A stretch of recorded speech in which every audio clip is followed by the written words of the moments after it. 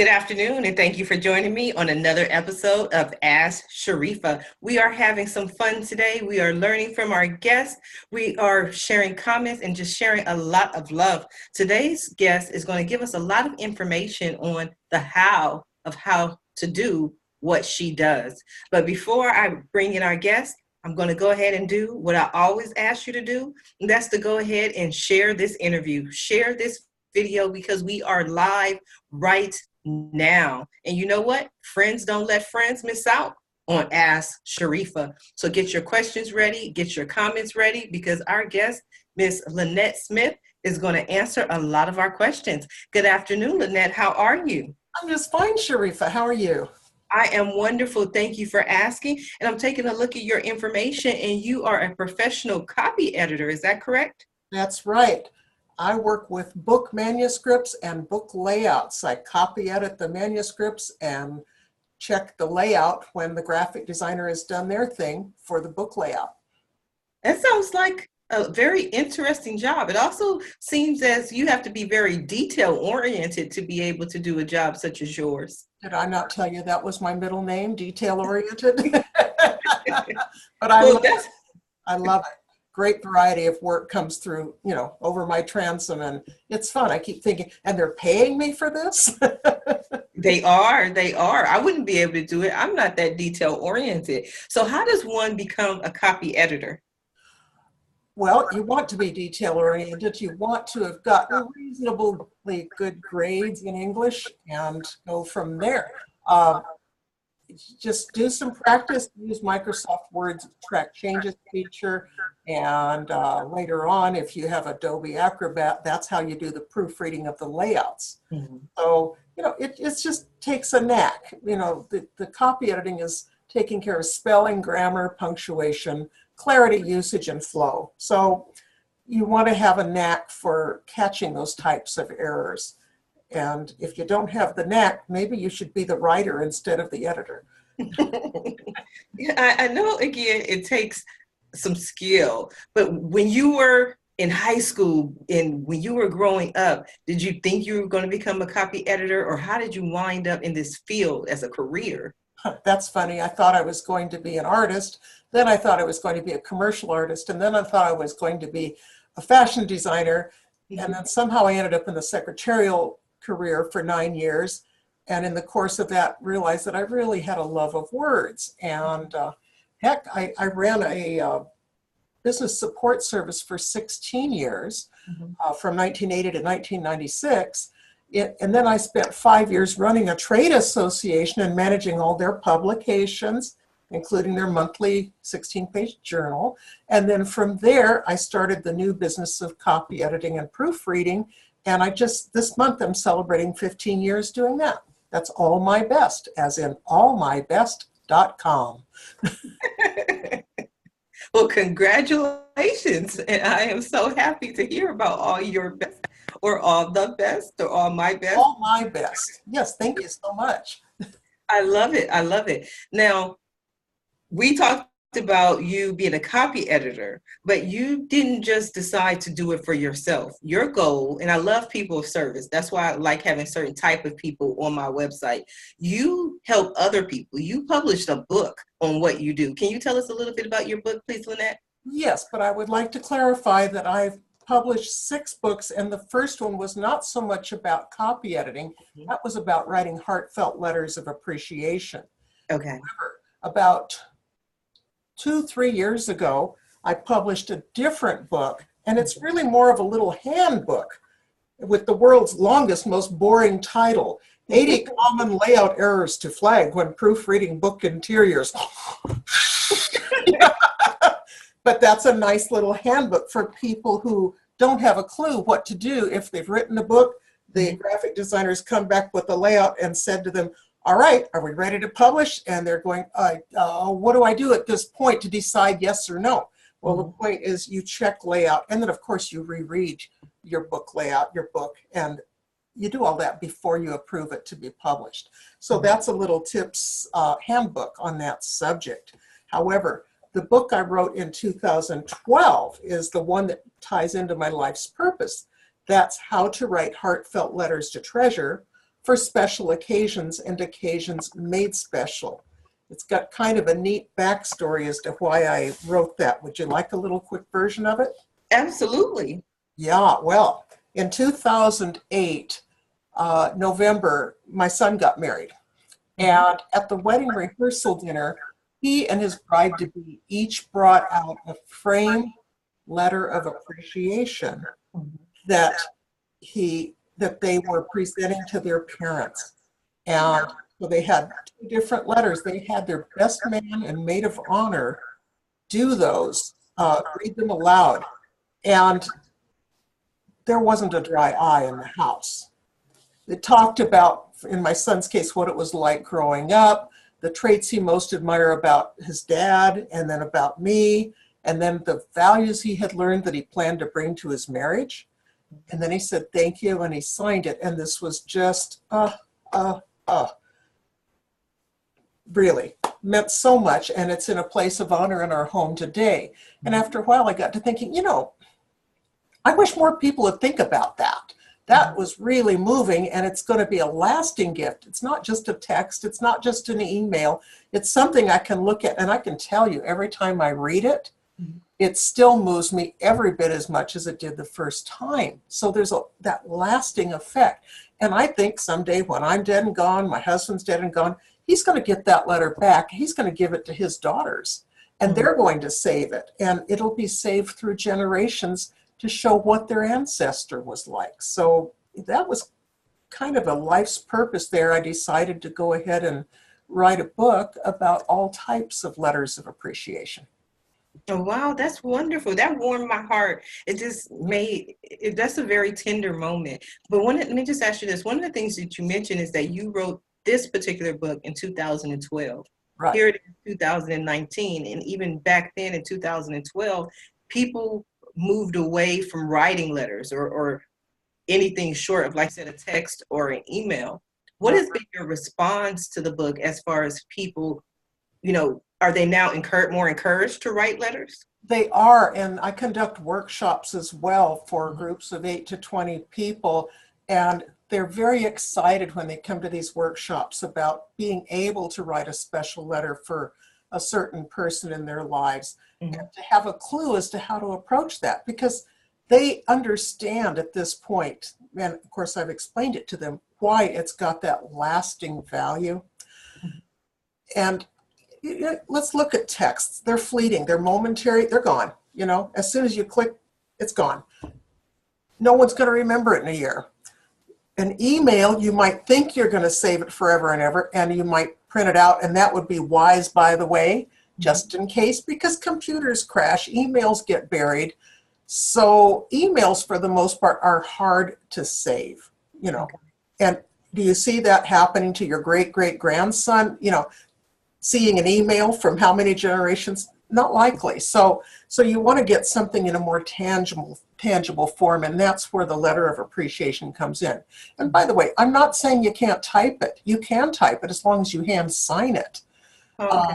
That's okay. Handwritten is fine if that's what warms your heart. Typewritten is okay as long as you hand sign it. And always keep in mind the person who's going to be receiving this too. If they have a vision problem, use big print. If it's going to be framed, make sure you only write enough to fit on one page within the frame. If it's not going to be framed and you're going to do it in some other way, you can have multiple pages and so on. So think ahead of time how much territory you want to cover.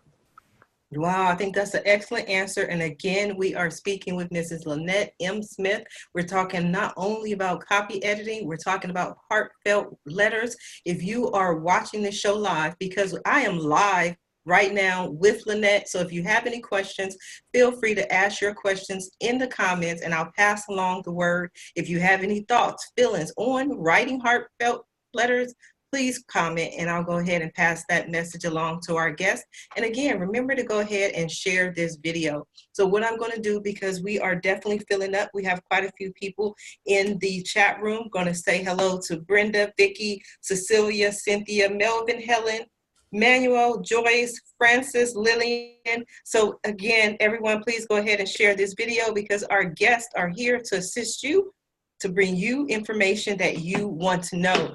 So, Lynette, let me just ask you my question. I love asking questions. So if ever anyone doesn't have one, I am full of questions. I love the idea of writing the heartfelt, warm, loving letter at a wedding. I think when two people are getting married, we think of all these wonderful, loving, lasting. I think more than anything, one of the keys that you said was lasting, something that you can pass on for generations.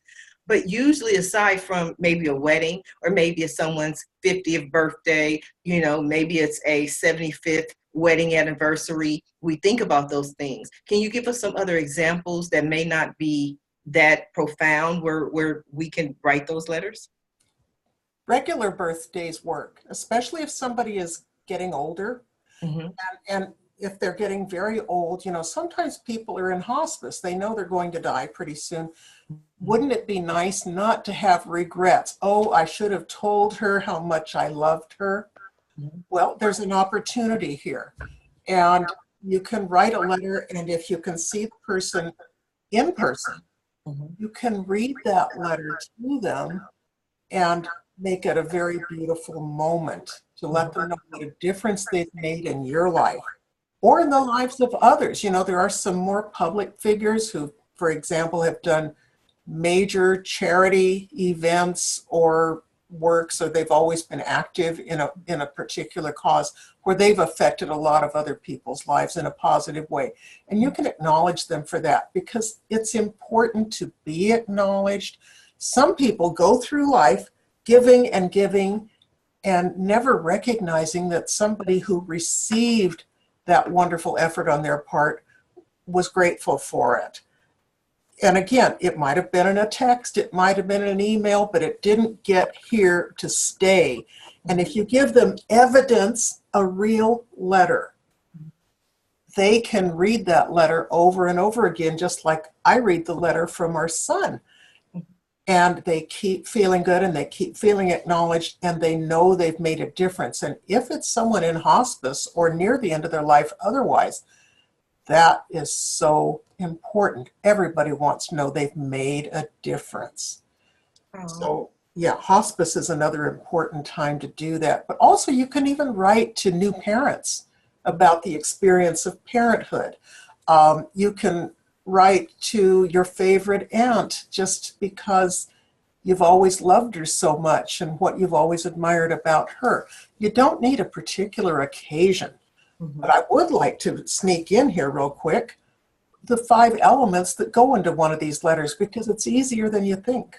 Okay. All right.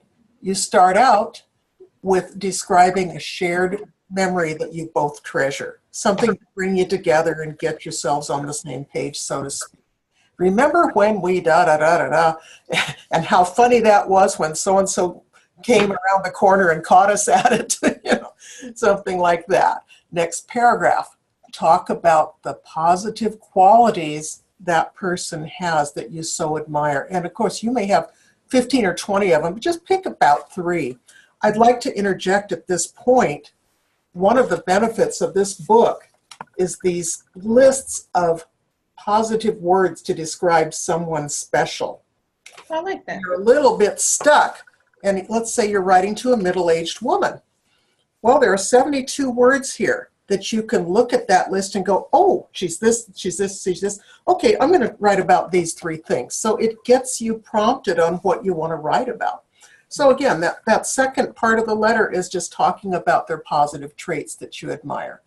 The third part of the letter, just another paragraph, if it's a short letter, is what difference that person has made in your life or in the lives of others. And all you do after that is say thank you and then sign it. Thank you in whatever way you feel, but that's it. So it's a shared treasured memory, the positive traits, the way how that person has made a difference in your life or the lives of others, and you thank them and then you sign it. Those are 5 elements. Okay, so after you have the 5 elements, do you recommend any type of framing or anything of that nature, or is it just enough to give it to them? It depends, and you should think this through before you start writing. If it's going to be a framed letter, then what you write has to fit in there and still be readable. You might go shopping for the frame first. and the Right. mat board that goes in it. Then you know what your margins need to be if you're setting up a letter. If you're going to put it in a certificate holder, because that's another neat way to be able to display a letter, and it's very convenient if you want to mail it in a 10 by 16 envelope afterwards too, then you can leave a little wider margins, or narrower margins, write more, fit more on a page if you're going to do that. So these things are good to plan ahead of time. Or maybe you're just going to put it in an envelope. Flat would be nicest if you have to mail it, but also even in person, you can bring it out of the envelope, but then you can give them the envelope to store the letter in for future. So that's a nice little thing. And if you've got a multi-page letter, that works well for that option. So use nice stationery the best you can. I like to use a white linen, something that can still be run through the printer, since I like to type my letters. And it's nice. It'll fit on anybody's wall and not clash. So Wow. that's not a problem. Yeah, just plan ahead. And then you also, in your planning, want to talk about how you're going to present this letter. Do you have to mail it? Are you going to see the person in person? Is this going to be over a ladies' lunch? Is this going to be what, or is it going to be at the bedside in a hospital? All of these things, plan it to make that moment as special as you can. Sometimes I think when we want to write a letter, it may be during times when there have been maybe some distance. You haven't spoken to someone. Maybe there have been some angry words. Maybe there, some confusion or family drama. Do you recommend writing a heartfelt letter during these times as well? The last chapter of my book is called Mending a Torn Relationship. So absolutely, I recommend writing a letter in those circumstances. Now understand, you don't have any guarantees that things are going to be mended. But if you have done everything within your power to mend that relationship, to admit fault, to say, if the person knows they've done something and they're ashamed of it and they don't want to talk to you about it, grant forgiveness. But if they're not sure it was their fault, then don't say, I forgive you, because that just gets drama going. But I would recommend this. When you're writing a letter like that, when there's been anger or frustration or lack of forgiveness, it's not a good letter to present in person because they may slam the door on you. Right. So you put that one in the mail and you mail it to them. Okay. Now, we learned about the letter. I'm someone who I just recently, in the last 2 weeks, released my second book, and it's Signs You Might Be an Entrepreneur, How to Discover the Entrepreneur in You. And I may have needed your first book or one of your other books when going through my process. So you said there were 50. Can we see that other book again, please? Sure. 80 common layout errors to flag. Layout errors. I just wanted to know, I didn't even know there would be 80, obviously, but I didn't either when I started this list. Holy moly, really? I mean, categories, okay, just categories of errors. Page margins can be a problem. Headings and subheadings may be inconsistent. The body text may be inconsistent. Maybe they changed fonts in the middle. Oops, watch for those. Did they treat block quotations inconsistently, and so on? If they divided a word at the end of the line, did they take care not to do that on the first or the last line of the page? Okay. We don't want to do that. If you have figures, were the figure captions correct? Did you have any accidental blank pages, or were they intentional? What about the headers and footers that repeat on every page? Are they properly positioned, and do they say the right thing? Are the page numbers right in the table of contents? These little things can go wrong, and that's just a quick overview. So within each of those categories, there's several things that you want to watch for. I think it's good to read that little thing and then look at your layout. Do you recommend, some people decide to edit their books themselves, but even if you have the ability to write, even if you have the ability to edit, people always say 4 eyes are better than 2. It's true. Do you recommend, hiring a professional copy editor to go over your book, even if you decide to self-publish? Yes, because it's going to make you more professional in the eyes of your readers. If they see too many errors, you've lost credibility. It's just as simple as that, and they're not going to admire you. and they're not going to be a fan of your future work or your speaking engagements or whatever, because they're going to think that person isn't even careful about these details. So Right. you want to maintain your reputation. And yes, I was capable of writing How to Write Heartfelt Letters to Treasure, Mm-hmm. but I hired a copy editor when I was finished because of exactly what you said. In my case, it would be 6 eyes are better than 4.